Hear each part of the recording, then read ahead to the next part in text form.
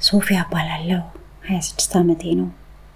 በአንዲት ሰው የሚበዛባት ከተማ ውስጥ በትንሽ አፓርትመንት ውስጥ እኖራለሁ። ከተማዋ በመብራትና በድምጾች የተሞላች ብትሆንም የኔ አፓርትመንት ግን ጸጥ ያለ ነው። አንዳንዴማ በጣም ረጭ ያለ ነበር። በአንድ ትንሽ የጣሊያን ሬስቶራንት ውስጥ አስተናጋጅ ሆኜ እሰራለሁ። ስራው ትንሽ ከበድ ያለ ነው። እንደውም እግሬን ሁሌ ያመኝ ነበር። ነገር ግን የሬስቶራንቱ ባለቤት ሚስተር ሮሲ በጣም ደግና ጥሩ ሰው ነበሩ። በትንሹ አባቴን ያስታውሱኝ ነበር። አሁን ግን የምኖረው ህይወት ሳልመው የነበረው አይነት ህይወት አልሆን አለኝ። ትልቅ ስህተት ሰርቻለሁ። በጣም ትልቅ ስህተት። ዳንኤል የሚባል ሰው አገባሁ። እናም አሁን በየቀኑ በሚባል ደረጃ ሁሌ ያለቅሳለሁ። አዎ አገባሃለሁ ያልኩበትን ቀን ሁሌ ጸጸትበታለሁ። ከልቤ ጸጸታለሁ። ከዳንኤል በፊት የነበረኝ ህይወት ቀላል የነበረ ቢሆንም በቃ ያኔ ጥሩ ነበር ለኔ። ከጓደኛዬ ከክላራ ጋር ስንኖር ብዙ እንስቅ ነበር። ብዙም ገንዘብ ባይኖረንም ያለን ነገር በቂ ነው ብለን የምንኖር ሰዎች ነበርን። ያለንን እያዋጣን ደስ ብሎን እንኖር ነበር። እኔ በሬስቶራንት ውስጥ ሰራ ነበረ።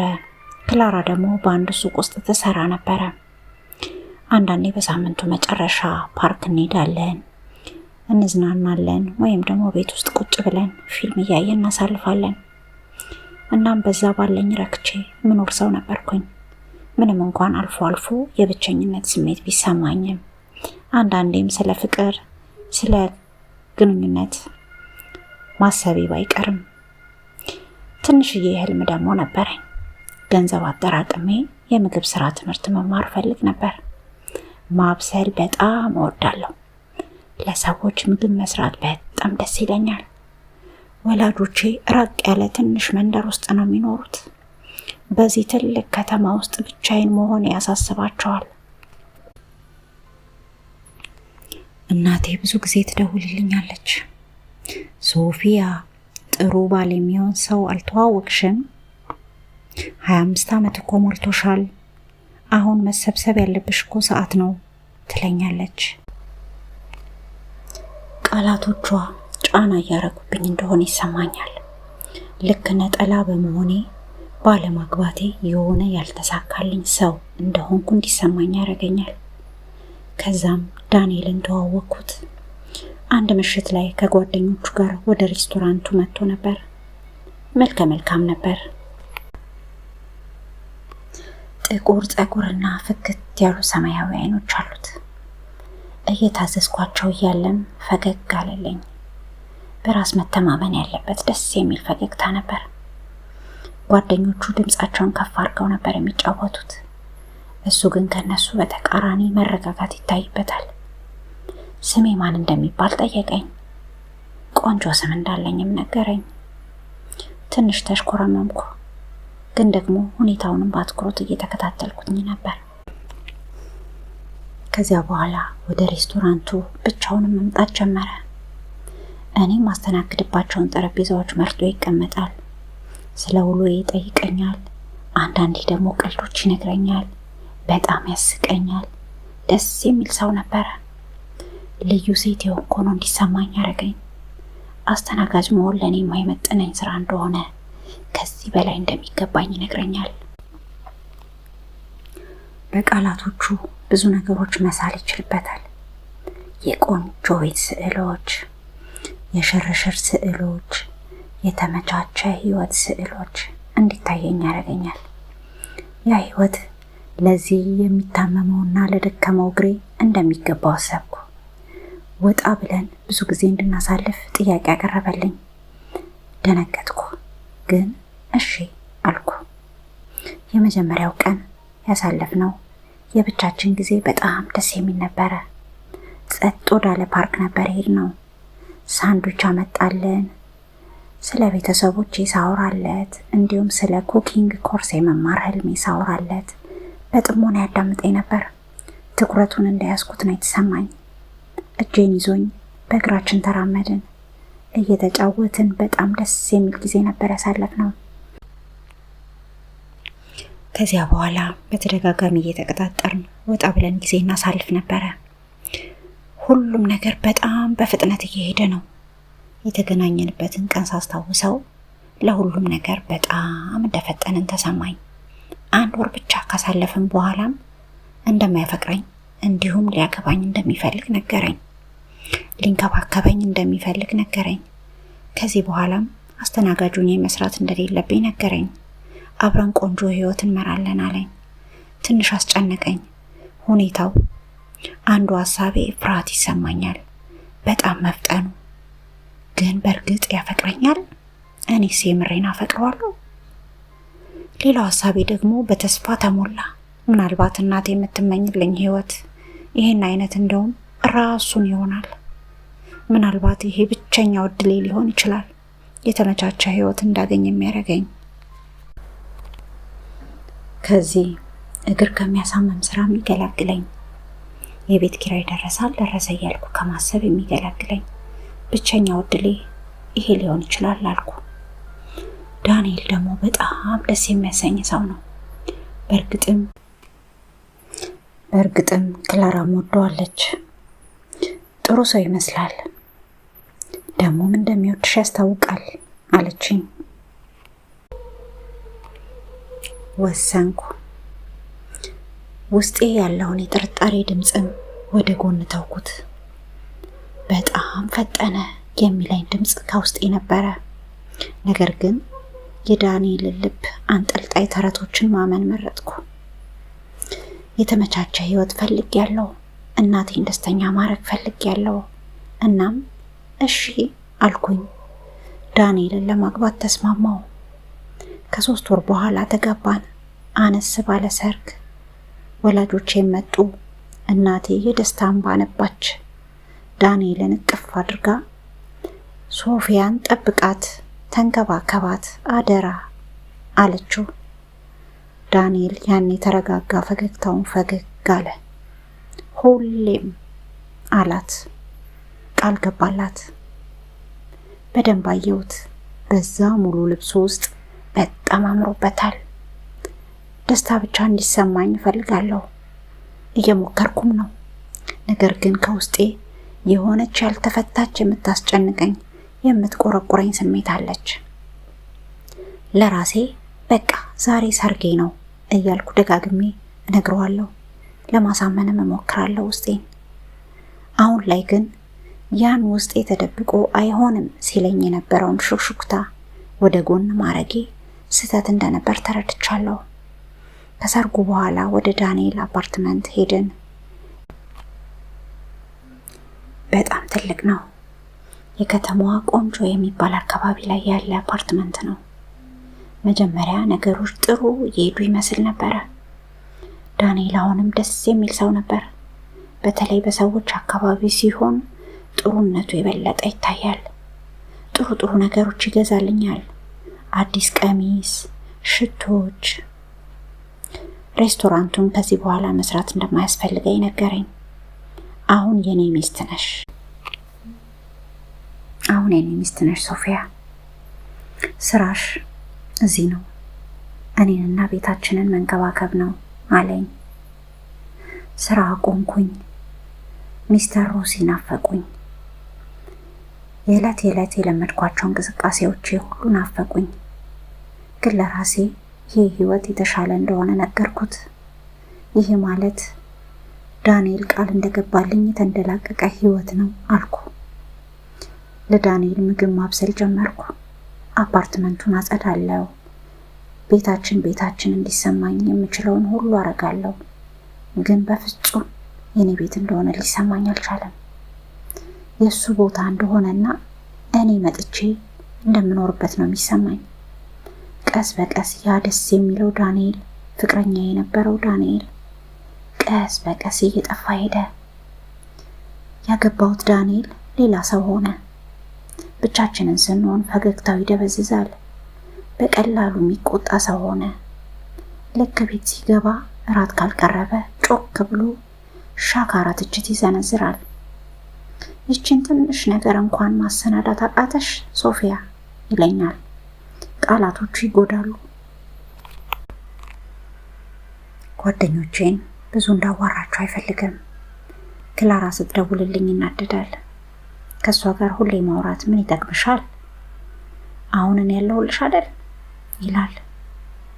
ጓደኞቼን በመፈለጌና በማናገሬ የጥፋተኝነት ስሜት እንዲሰማኝ ያደርገኛል። ቀስ በቀስ ለክላራ መደወሌን ቀነስኩኝ። የተገለልኩ ያልተሰማኝ። ስለ ማብሰል ኮርስም ህልሜም ሳወራ አይወድም። እንደውም ስሙን ስጠራ ራሱ አንድ ቀን ሳቀብኝ። የማብሰል ትምህርት ነው ያልሽው? ለምን እዛ ላይ ገንዘብ ታባክኛለሽ? ይኸው እዚህ ቤትሽ ለኔ ቆንጆ አርገሽ አብሲ አለኝ። ያለኔ ተስፋ አስቆራጭ ነበር። ነገሩ ስለ ምግብ ማብሰል ትምህርት ብቻ አይደለም፣ ህልሜም ጭምር ነበር። የኔ የአካሌ ክፍል ያህል የምፈልገው ነገር ነበር። ግን እሱ ግድ አልሰጠውም። ገንዘብ መቆጣጠር፣ ገቢ ወጪውን ማስላት ጀመረ። ትንሽ ገንዘብ ለሳምንት ይሰጠኛል። ደረሰኙንም ሊያው ማለት ጀመረ። እንደ ሚስት ሳይሆን እንደ ልጅ ሆንክ ይመስለኛል። ምናልባትም ያረጀብኝን ጫማ መቀየሪያ ለመግዛት ወይ ለሌላ አስፈላጊ ግን ቀለል ያለ ገንዘብ መጠን ከጠየኩት በጣም እንዳበዛሁት ወጪ እንዳበዛው ይነግረኛል። ለራሱ ግን ሁልጊዜ ውድ የሆኑ እቃዎችን ሲገዛ ያዋለው። አዲስ የእጅ ሰዓቱ፣ ቅንጡ የኤሌክትሮኒክስ እቃዎቹ፣ ብቻ ፍትሃዊ አልነበረም። አብሬው ያለው አይመስለኝም። ብቻዬን ነኝ። ብቸኝነቴ ቀስ በቀስ እየጨመረ ሄደ። ዳንኤል እያመሸም መስራት ጀምሯል። ለስራ አመሻለሁ ይለኛል። አንዳንዴ ወደ ቤት ሲመጣ ለየት ያለ የሽቶ ጠረን አብሮት ይመጣል። የኔ ያልሆነ። ስለ ሽቶም ስጠይቀው በጣም ይቆጣል። በሆነ ነገር እየጠረጠርሽኝ ነው ይላል በቁጣ። ባልሽን አታምኝም፣ ምን አይነት ሴት ነሽ ሲል መጠየቄ ስህተት መሆኑ እንዲሰማኝ ያደርገኛል። ስለዚህ እንደዚህ አይነት ነገር መጠየቄን አቆምኩ። ነገር ግን ጥርጣሬ እንደ ቀዝቃዛ ጥላ በቤታችን ላይ አንዣቦ እንደቀረ ነው። በዛ በሚያምረው ትልቁ አፓርትመንታችን ውስጥ ብዙ ምሽቶችን እራቴን ብቻዬን በልቻለሁ። ቤታችንን ስታዘበው የተገዙትን የቤት እቃዎች ሳያቸው ከውጭ ለሚመለከተው እንከን የማይወጣለት ቤት፣ እንከን የማይወጣለት ትዳር ይመስላል። ከውስጡ ግን ባዶነት ያለበት ቤትና ትዳር ነበር። በጣም ባዶ፣ ጸጥ ያለ፣ ጭር ያለ፣ ቅዝቅዝ ያለ ቤት። በዛች አሮጌ የድሮ አፓርትመንት ውስጥ በጣም ደስተኛ ነበርኩኝ። አሁን ግን ከበደኝ። የታፈንኩ ያህል ይጨንቀኛል። በሰፊና በትልቅ አፓርትመንት ውስጥ እየኖርኩ በጠባብ ቤት ውስጥ ያለው ያህል ይጨንቀኛል። ብዙ ጊዜ ማልቀስ ጀምሬያለሁ። በተለይ መታጠቢያ ቤት ውስጥ በዝምታ አለቅሳለሁ። ሌሊት ሰው ሁሉ ከተኛ በኋላ እሱም አጠገቤ እንቅልፍ ከወሰደው በኋላ ብቻዬን በዝምታ አለቅሳለሁ። የተንደላቀቀ ነው ብዬ ተመኝቼ ለነበረው ህይወት አለቅሳለሁ። ከክላራ ጋር የነበረኝን ህይወት ማጣቴ ያስለቅሰኛል። ህልሜ የነበረውን የምግብ ስራ ሳልማር መቅረቴ ያስለቅሰኛል። ከምንም በላይ ደግሞ ትልቅ ስህተት መስራቴ፣ ዳንኤልን ማግባቴ የበለጠ ያስለቅሰኛል። ለጋብቻ ጥያቄው የስ በማለት ከምንም የሚበልጠውን ስህተት ሰርቻለሁ። ዞር ብሎ የማያየኝን የማይጨነቅልኝን ሰው ማግባቴ እጅግ በጣም ይጸጽተኛል። ይሄ እኮ አልነበረም የተንደላቀቀ ህይወት። ይሄ እንደውም በሐዘን በጸጸት የተሞላ ከባድ ህይወት ነው። በተቃራኒው በጸጸት መቃጠል ደግሞ ከባድ ሸክም ነው፣ የሚከብድ ሸክም። ሁሌ ጠዋት ከእንቅልፌ የምነቃው ከዚህ ከባድ ሸክም ጋር ነው። ዳንኤል ግን የተለመደ ህይወቱን መኖር ቀጥሏል። ስራ ይሄዳል፣ ወደ ቤት ይመጣል። አንዳንዴ ደግሞ በጣም ደስተኛ ይሆናል፣ አንዳንዴ ደግሞ ቀዝቃዛ ይሆናል። የማይቀረብ አይነት ሰው። በቀላሉ ይናደዳል። እያንዳንዱን ነገር በጥንቃቄ ነው ማደርገው።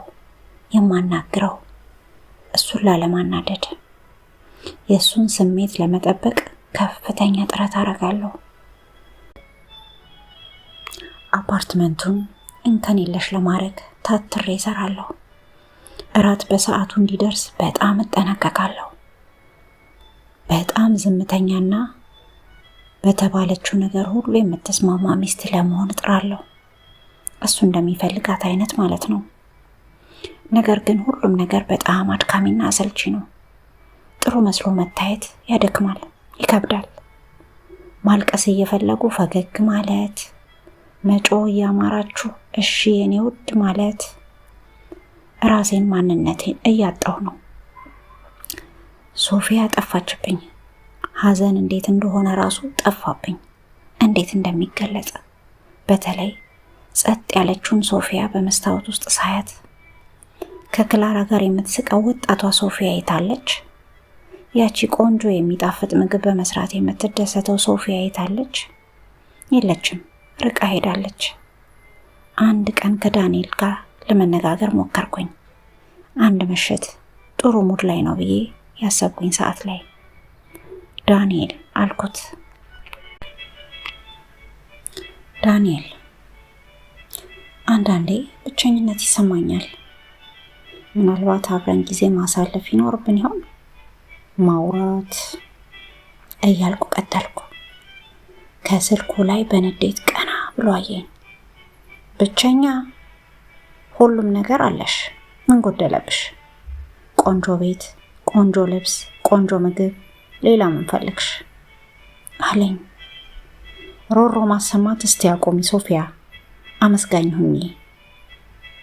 ቃላቶቹ ወዲያው አፌን አዘጉኝ። አልገባውም፣ ሊገባውም አይችልም፣ እንዲገባውም አይፈልግም። ስሜቴ ለውጥ አያመጣም ለሱ። የሱ ምቾት፣ የሱ ፍላጎት ከተሟላ በቃ። ከዚያ በኋላ ስለ ስሜቴ ከሱ ጋር ማውራት አቆምኩ። ምንድነው ግን ችግሩ? የማወራው ነገር ሁሉ እሱን የሚያናደው እና እኔን ለመቃወም የሚያነሳሳው። በመሃላችን ያለው ግድግዳ በጣም ከፍ እያለ ነው። ክላራ በጣም ናፈቀችኝ። አንድ ቀን ዳንኤል ወደ ስራ ሲወጣልኝ ደወልኩላት። ያ ደስ የሚለውን ድምጿን ስሰማ አልቅሽ አልቅሽ አለኝ። ሶፊያ እንዴት ነሽ? ናፍቀሽኛል አለችኝ። እኔም ናፍቀሽኛል አልኳት ስሜቴን ተቆጣጥሬ። የትዳር ህይወት እንዴት ነው አለችኝ። ዳንኤል እንደ ንግስት እየተንከባከበሽ ነው አይደል አለች እየሳቀች። በአንድ ጎኔ እውነቱን ብዘረግፍላት ፈለግኩኝ። ምን ያህል ደስታ እንደራቀኝ፣ ምን ያህል እንደተጸጸትኩኝ በማግባቴ። ግን አልቻልኩም። በጣም አሳፈረኝ። ምን ታስባለች? እኔ እንደዚህ አይነት የደደብ ስራ መስራቴን ብታውቅ፣ በፍጥነት ማግባቴ ስህተት እንደነበር ብታውቅ እንዴት ትታዘበኛለች አልኩ። ራሴ የሰራሁት ጥፋት ነው። ስለዚህ ዋጥ አረኩትና ዋሸዋት። ትዳር ጥሩ ነው ክላራ አልኳት ለዘብ ባለ ድምፅ። ዳንኤልም ደህና ነው፣ ሁላችንም ደህና ነን አልኳት። የባጤ ቁጡን አወራንና ቻው ብያት ስልኩን ዘጋሁት። የባሰ ብቸኝነት ተሰማኝ። በጣም ተናደድኩኝ በመዋሸቴ። ብቸኛው ሐዘኔን የማመልጥበት ቦታ ኩሽናዬ ነው። ወደዚያው ሄድኩኝ። ዳንኤል ሲወጣ የተለያዩ ምግቦችን እሞካክራለሁ። አዳዲስ ጣፋጮችን፣ የዳቦ አይነቶችን፣ የፓስታ አሰራር በአትኩሮት ስለምሰራ ከውስጤ የሚያስጨንቀኝን ስሜት ያስታግስልኛል። እየለመድኳቸው ስመጣ የበለጠ እየተደሰትኩባቸው መጣሁ። በምግብ ስራው ቆንጆ መዓዛ ያለው ዳቦ፣ ቆንጆ አቀራረብ ያለው ትኩስ ፓስታ፣ ልክ እንደ ትንንሽ ድሎች ቆጥራቸዋለሁ። ትንንሽ ድሎች፣ እኔን የሚያነቁኝ ደውሎች፣ ቆንጆ ነገር መፍጠር እንደምችል የሚያስታውሱኝ የእጅ ስራዎቼ ቆጥራቸዋለሁ። አንድ ቀን ብዙ ኩኪስ ሰራሁ። በጣም የምወደውን ቸኮሌት ቺፕስ ሰራሁ። ከዚያም በቆንጆ ማቅረቢያ ላይ አሽጌ በፊት ሰራ ወደ ነበረበት ኢጣሊያን ሬስቶራንት ባለቤት ሚስተር ሮሲ ጋር ሄድኩኝ። ስራ ካቆምኩኝ በኋላ ዛሬ ለመጀመሪያ ጊዜ ነው ወደዚያ ሄድኩት። ወደ ውስጥ ስገባ ፈራው። የሚስተር ሮሲ ፊት እኔን ሲያየኝ ፈክት አለ። ሶፊያ እንዴት ነሽ ብለው ሞቅ ያለ አቀባበል አረጉልኝ። ልክ እንደ አባት እቅፍ አድርገው ሰላምታ ሰጡኝ። እንባዬ መጣ። ደህና ነኝ ሚስተር ሮሲ አልኳቸው። ትንሽ ኩኪስ ጋገርኩና ምናልባት ተወዱት ይሆናል ብዬ ይዤላችሁ መጣሁ አልኳቸው። አንድ አነሱና ገመጡት። በጣም ጣፋጭ አሉ ጮክ ብለው። ስራሽ ሁሉ ጥሩ እንደሆነ አውቃለሁ ሶፊያ አሉ። ለምን የማብሰል ስራ አትሰሪም? እየሰራሽ እንደሆነ አምናለሁ አሉኝ። ትንሽ አወራን። ስለ ባለቤቴ ጠየቁኝ። ደብዘዝ ያለ አጭር መልስ ብቻ መለስኩላቸው። ጥሩ ነው አልኩ። ብዙ ሊያስወሩኝ አልፈለጉም። ልወጣ ስል እጄን ያዙኝና በደግነት አይን እያዩኝ ሶፊያ የምትፈልጊው ነገር፣ እኔ የምረዳሽ ነገር ካለ በማንኛውም ሰዓት መተሽ አናግሪኝ አሉኝ። ደግነታቸው አስለቀሰኝ። ወደ ቤቴ ስመለስ እያለቀስኩ ነበር። በዚህ ሰዓት ግን እንባዎቼ ምክንያታቸው ሌላ ነበር። የሐዘን እንባ ሳይሆን የምስጋና እንባ ነበሩ ለሚስተር ሮሲ ደግነት። እናም ምናልባት የንዴት እንባዎች፣ ምክንያቱም በዚህ አይነት ሁኔታ ውስጥ ራሴን አስገብቼ በመቅረቴ። ለምን ዳንኤልን እሺ ያገባለሁ አልኩት? ለምን ስራዬን አቋረጥኩኝ? ለምን ነፃነቴንና ህልሜን ትቼ ወደዚህ ቤት መጣሁ? ለዚህ እስር ቤት አይነት ህይወት ለምንድን ነው ሁሉንም ደስታዬን ትቼ መጣሁት? ጸጸቱ ያማል። ወደ ውስጥ የዘልጉ ሲጎዳኝ ይሰማኛል። ብዙ ጊዜ ዳንኤልን ትቼ ስለመሄድ አስቤ ነበር። ሻንጣዬን ይዤ ለመውጣት ብዙ ጊዜ አስቤ ነበር። ግን የት ነው የምሄደው? ስራ የለኝም። ያጠራቀምኩት ብር የለኝም። ገንዘብ ሁሉ ያለው እሱ ጋር ነው። ወደ ወላጆቼ ጋር ልሄድ? እነሱ ደግሞ በጣም ይናደዳሉ። በጣም ቆንጆ ህይወት ትቼ እንደሄድኩ ነው የሚያስቡት እና በጣም አሳፋሪ ነው። የትዳር አለመሳካት በጣም አሳፋሪ፣ በማህበረሰባችን ውስጥ አሳፋሪ እንደሆነ ነው የሚታሰበው። በዳንኤል ላይ ጥገኛ ሆኜ መኖር በጣም ትንሽ የሆንኩ ያልተሰማኝ፣ ምንም ጥንካሬ የሌለኝ ሆኖ ይሰማኛል። ስለዚህ ህይወትን ቀጠልኩ። በድብቅ ኩኪሶችን እየጋገርኩ አፓርትመንቱን ከኔለሽ አርጌ እያጸዳው፣ ዳንኤል ቤት ሲመጣ ፈገግ እያልኩ፣ ብቻዬን ስሆን እያለቀስኩ ይሄን ከባድ ሸክም ተሸክሜ መኖሬን ቀጠልኩ። ስህተቴን እንዴት እንደምጠግነው እንደማስተካክለው አላውቅም። ግን ሁሌም አስባለሁ። በከባድ ሸክም አይነት ስሜት ጋር ጠዋት መነሳት፣ አፓርትመንቱን ማጽዳት፣ ለዳንኤል ፈገግ ማለት፣ ዳንኤል ከስራ ሲመለስ ምን እንደሚሰማው መገመት፣ ጭቅጭቅ እንዳይነሳ ለብቻዬ መመገብ፣ ለብቻዬ ማልቀስ፣ ከዛ መተኛት። በቃ ይሄ መኖር አልነበረም። ይሄ ማለት በህይወት መቆየት ብቻ ነው። ጸጸቱም ሁሌ ውስጤ እንደ ገደል ማሚቱ ይሰማኛል። ወራቶች ወደ አመታት እየተሻገሩ ሄዱ። በዳንኤል በኩል ምንም የተለወጠ ነገር የለም። እንደ ራቀኝ ነው፣ እንደ ተቆጣጠረኝ ነው። አንዳንዴም ክፉ እንደሆነብኝ ነው።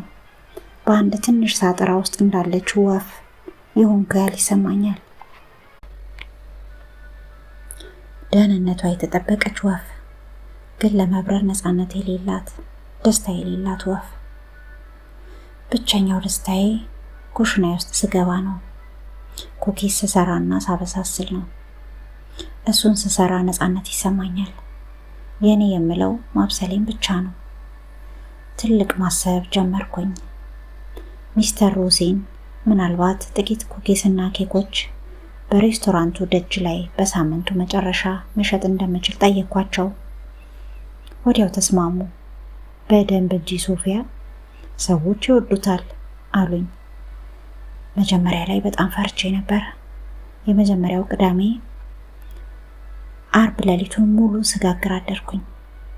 ቀለል ያሉ ነገሮችን ሌመን ቶርትስ፣ ቾኮሌት ኩኪስ፣ አፕል ኬክስ በጠረጴዛው ላይ እንደየአይነታቸው ደረደርኳቸው።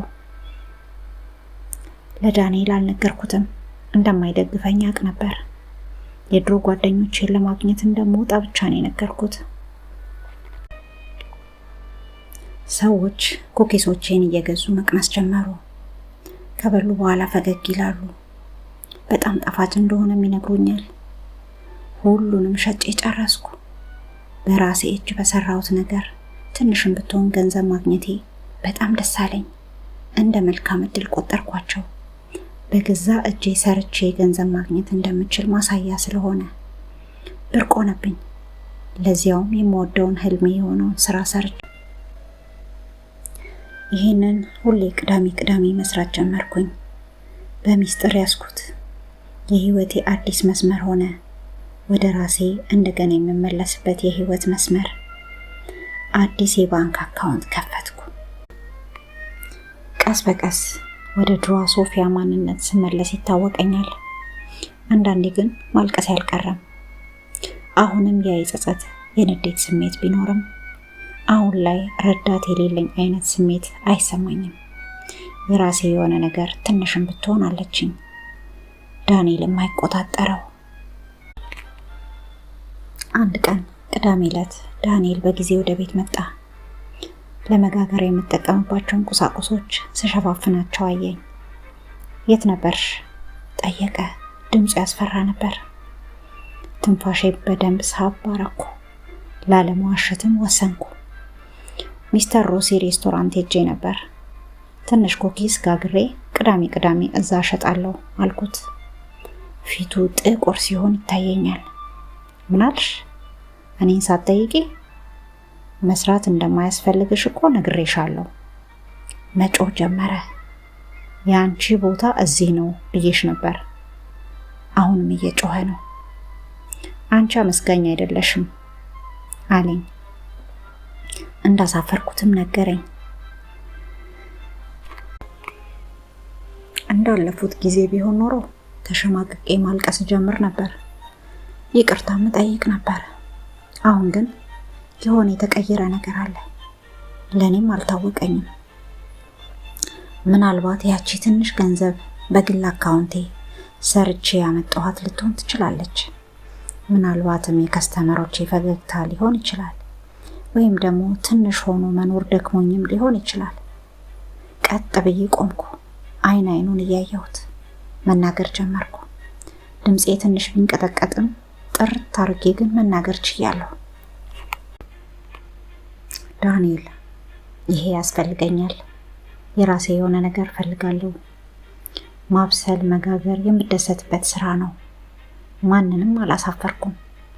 ሰዎችም የምሰራውን ወደውታል። በጣም ደነገጠ። ለጊዜው እሱ የጠበቀው እንደ በፊቱ ተሸማቅቄ ተሰብሬ ጸጥ የምል መስሎት ነበር። ከዚያም ቀለደብኝ። ጥሩ፣ ትንሽ ጨዋታሽን ተጫወቺ። ከዚያም ስትወድቂ ግን ወደ እኔ እያለቀሽ እንዳትመጪ አለኝ። በጣም እየጮኸ ነበር የሚናገረው። አልከለከለኝም። ምናልባት እኔም መቁረጤን ተረድቷል። እኔም መጋገሬን አላቆምም፣ መሸጤንም አላቆምም አልኩ ለራሴ። በሚስጥር አካውንቴ ላይ ማጠራቀሜንም አላቆምም። በየሳምንቱ ጥንካሬ እየጨመረ መጣ። የድሮ ሶፊያን እየሆንኩ የመጣሁ ይመስለኛል። ጸጸቱ ሙሉ ለሙሉ አልጠፋም። አሁንም አብሮኛል። ይሄ የህይወቴ ክፍል ሆኖ ቀጥሏል። ለምን አገባሃለሁ ብዬ ተስማማሁ? ምን አጣደፈኝ? ውስጤ የነበረውንስ ድምፅ ለምን ችላ አልኩኝ? ያን ነፃነት ያለው ቀላል ህይወት ለምን በዚህ እስር ቤት መሰል ህይወት ቀየረ? አሁን ጸጸቴ ተቀይሯል። ድንጋይ ታስሮብኝ እንደሚጎትተኝ አይነት አይደለም፣ እሳትም ጨምራለሁ። የመለወጥ እሳት፣ ከስር ሆኖ መንገዴን እንደሚያበጅልኝ አይነት እሳት ይሰማኛል። የወደፊት እጣዬ ምን እንደሚሆን አላውቅም። ዳንኤልን ትቶ መሄድ ግን እስካሁን ድረስ ያስፈራኛል። በቂ የተጠራቀመ ገንዘብ ገና የለኝም። ግን የመሄድ ሀሳቡ እንደ በፊቱ አያብረከርከኝም፣ ሽባ አያረገኝም። እንደሚቻል በተወሰነ መጠን ይሰማኛል። አስቸጋሪ ሊሆን ቢችልም ግን ይቻላል። አልፎ አልፎ ማልቀሴን አላቆምኩም፣ ግን በየቀኑ አላለቅስም። አንዳንዴማ መሳቅም ጀምሬያለሁ። በተለይ ቅዳሜ ደንበኞቼ የሰራሁት ኩኪስ በጣም ጣፋጭ እንደሆነ ሲነግሩኝ ስቃለሁ። ህይወቴ እስካሁን አስቸጋሪ ነው፣ ግን አሁን ቀስ በቀስ ወደ ድሮዋ ሶፊያ እየተመለስኩ እንደሆነ ይሰማኛል። እየተጸጸታችሁ ያላችሁበት ህይወት ውስጥ ከሆናችሁ ስሜታችሁን ቦታ ስጡት። ስህተት መስራታችሁን መረዳት ራሱ በጣም የሚያም ነገር ነው። በተለይ ደግሞ ትልቁ ስህተት ጋብቻ ላይ መሳሳት።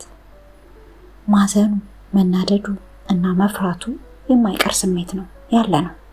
ግን በራሳችሁ ላይ ተስፋ አትቁረጡ። ተስፋ አለ፣ ሁሌም ተስፋ አለ። ትንንሽ ነገሮችን ቢሆኑ ለእናንተ ደስታ የሚያመጡትን ፈላልጋችሁ የራሳችሁ የሆኑ ነገሮችን ሞካክሩ። ደግና የምታምኗቸውን ሰዎች አስታውሳችሁ ከነሱ ጋር ተነጋገሩ፣ ወይ የራሳችሁን የሚስጥር ቁጠባ ጀምሩ። ለማምለጫ የሚጠቅም ሊሆን ይችላል። ምናልባትም ቆንጆ ምግብ እንደ ኩኪስ ያሉ ስራዎችን በመስራት የበለጠ ጥንካሬ ይሰጣችኋል። መስራት እንደምትችሉም ያስታውሳችኋል። ታሪካችሁ ገና አልተቋጨም። በመጸጸት ብቻ የሚዘጋ ታሪክ የለም። ደስተኛ መሆን ይገባችኋል። ፈልጉት። በስተመጨረሻ እኔም ከዳንኤል ቤት ወጣሁ። ዳንኤልን ትቼው ሄድኩ። ደስተኛ ወደ ነበርኩበት ወደ አሮጌው አፓርትመንቴ ተመልሻለሁ። እንደ ድሮ ከክላራ ጋር መኖር ጀምሬያለሁ። አሁን ደስተኛ ነኝ። ነፃነት ያለው ህይወት መምራት ጀምሬያለሁ።